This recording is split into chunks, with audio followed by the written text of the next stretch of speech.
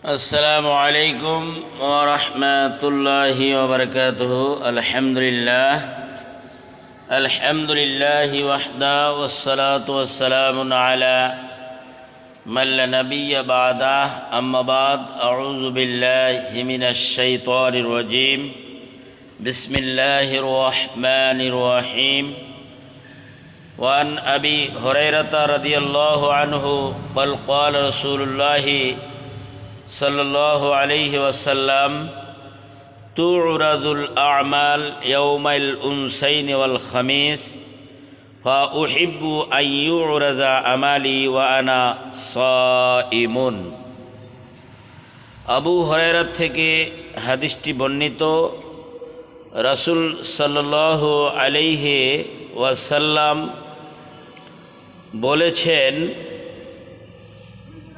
তুরাজুল আমাল ইয়াউমাল উনসাইনি ওয়াল খামিস,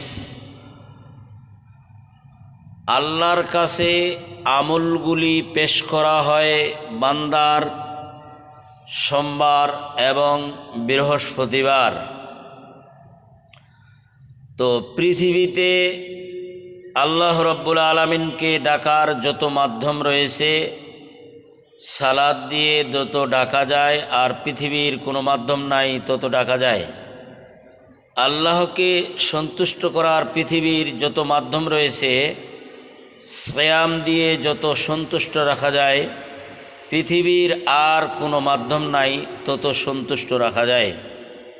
এই জন্য আমি রাসূল সাল্লাল্লাহু আলাইহি ওয়াসাল্লাম সোমবার এবং বৃহস্পতিবার দুই দিন আমল, বান্দার আমল আল্লাহর কাছে পেশ করা হয়।